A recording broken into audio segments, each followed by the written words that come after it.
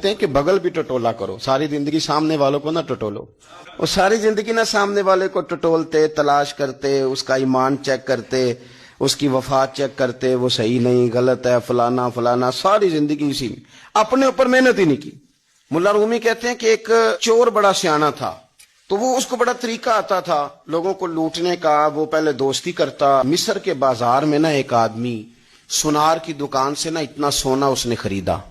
اس نے بھی نا تھوڑا سا سونا خرید لیا. پوچھا بھائی کہاں جانا ہے؟ کہا میں نے بصرہ. اوہو میں نے بھی بصرہ ہی جانا ہے. اس کے ساتھ ہو لیا. اب رستے میں خیال یہ تھا کہ یہ سوئے گا تو اس کی جیب سے سونا نکالوں. اب یہ کیا کرتا، یہ پہلے سو جاتا چور سے کہ جب تک یہ سوئے گا تب تک میں. چور پہلے سو جاتا. اب جب یہ اٹھتا تو وہ سویا ہوا ہوتا جس کے پاس سونا تھا. یہ اس کی ساری جیبیں تلاش کرتا اور تھک کر کے سو جاتا کہ پتہ نہیں کہاں رکھ دیا. اب یہ دوبارہ سو جاتا تو وہ اٹھ جاتا. کئی راتیں اس نے محنت کی پر سونا کوئی نہیں ملا.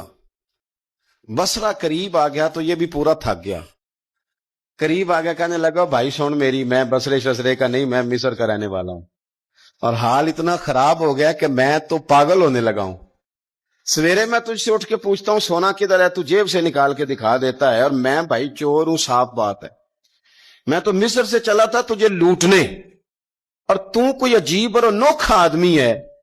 تیری کوئی انوکھی طرز ہے کہ ساری رات میں تیری جیب پہ ٹٹولتا رہتا ہوں لیکن چیز ملتی کوئی نہیں. اور سویرے میں پوچھتا ہوں تیرا سونا ٹھیک ٹھاک ہے تو نکال کے دکھا دیتا ہے، مسئلہ کیا ہے؟ وہ ہنس پڑا. کہنے لگا تو بیوقوف ہی بڑا ہے. پہلے تو بڑا سیانا چور بنتا ہے پر تو بیوقوف ترین آدمی. میں جب تو وہاں سے مجھے پوچھ رہا تھا نا کہ کہاں جانا ہے، میں اسی وقت سمجھ گیا تھا تو کچھ اور ہے. تو لہذا جس چکر میں تو تھا نا مجھے اس کا پہلے سے پتا تھا. مسئلہ یہ ہے کہ جب میں تجھے سوئے ہوئے دیکھتا تھا تو پہلے سو جاتا تھا تو میں اپنی جیب سے نکال کے سونا تیری جیب میں ڈال دیتا تھا. تو نے ساری رات مجھے تو ٹٹولا، کاش ایک منٹ کے لیے اپنی جیب بھی ٹٹول لیتا.